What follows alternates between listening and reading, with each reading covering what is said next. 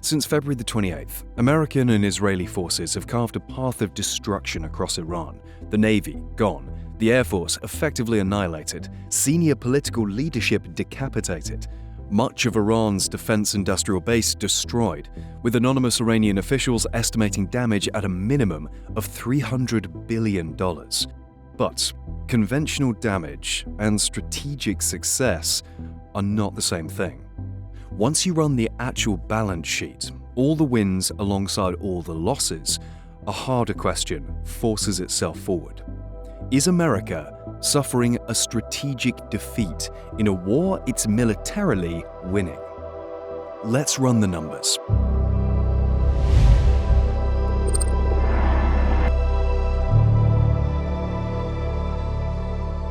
The wins. There are genuine gains here, and they deserve honest acknowledgement. First, combat experience. 3 carrier strike groups, 50,000 ground troops, live deployment of the B-2, the F-35, Tomahawk cruise missiles, AI targeting systems. The full command and control architecture tested under real conditions. No exercise replicates that. Compare it to China. The PLA's last serious combined arms operation was 47 years ago, against Vietnam. That experience gap now has hard data behind it.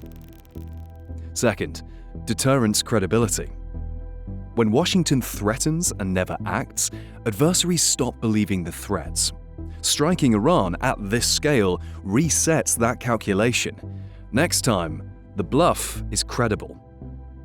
Third, Iran's conventional military capacity is genuinely degraded. The Navy gone, the Air Force gutted, much of the missile arsenal spent. For American allies in the Gulf who spent decades watching Iran project power across the region, that matters. Rebuilding takes time, money, and industrial capacity, none of which Iran has in abundance under sanctions.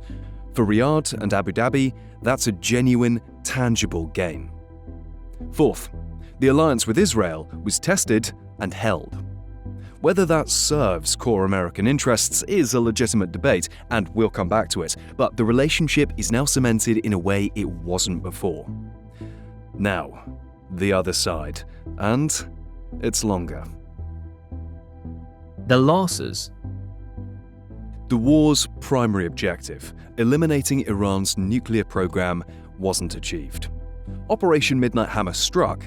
There is no credible evidence the program stopped functioning.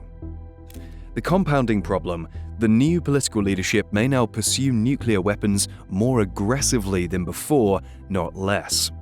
The lesson Iran is drawing, and that every other mid-sized power watching it is drawing, is that nuclear weapons are the only reliable deterrent against a superpower. North Korea has them, and nobody moves against Kim Jong-un. That logic is now being run in Riyadh, Ankara, Seoul, Tokyo, Warsaw, and Berlin. The regime didn't fall, it gained martyrs. The Ayatollahs were struggling with legitimacy before the strikes, economically dysfunctional, deeply unpopular. The American attack handed them a national emergency to govern through, and among ordinary Iranians, the calculus is grimmer still. If a full American assault couldn't topple the Ayatollahs, what will? Iran's closure of the Strait of Hormuz triggered the worst oil crisis in 50 years. Crude crossed $141 a barrel.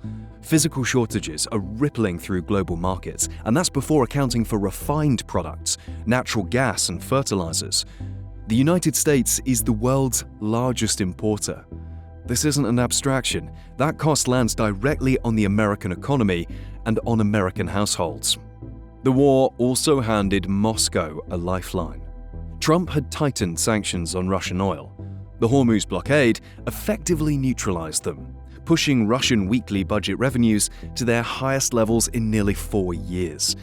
One strike managed to serve 3 beneficiaries simultaneously: the Ayatollahs, Beijing, and the Kremlin.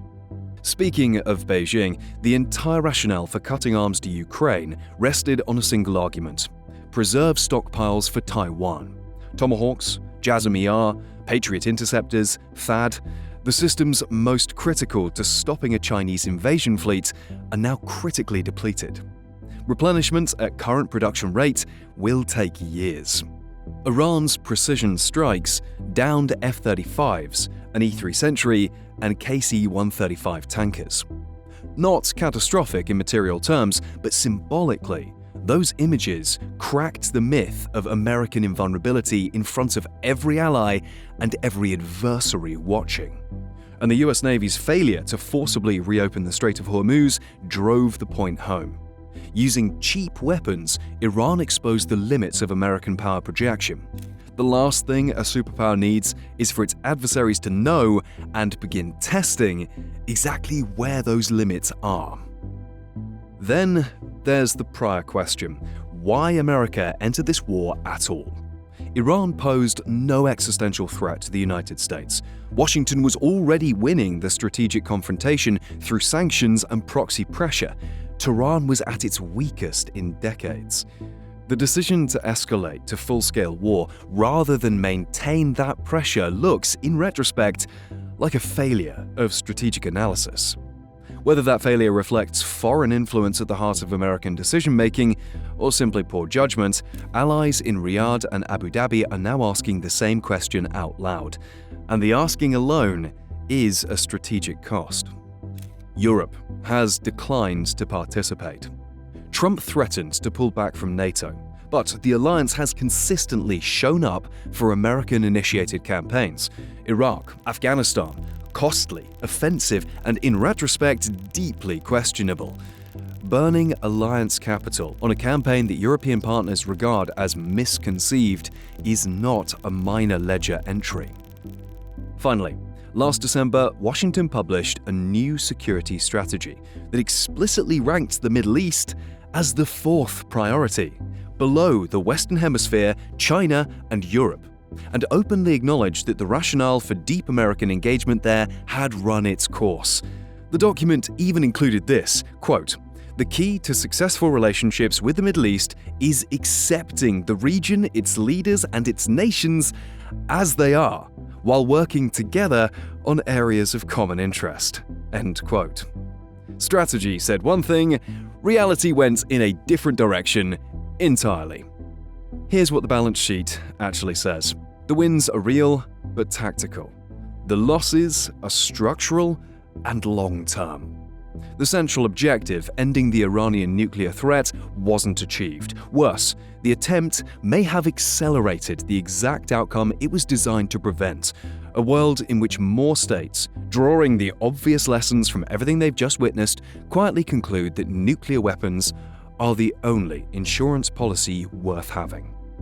America is powerful enough that none of these failures is individually existential. The problem is the pattern.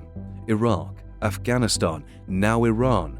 Each time, tactical capability applied without strategic clarity. Each time the world watches and updates its model of American power and American judgment. The question was never whether the United States can flat-out bomb Iran. It clearly can. The question is whether bombing Iran fulfills your long-term interests. It doesn't.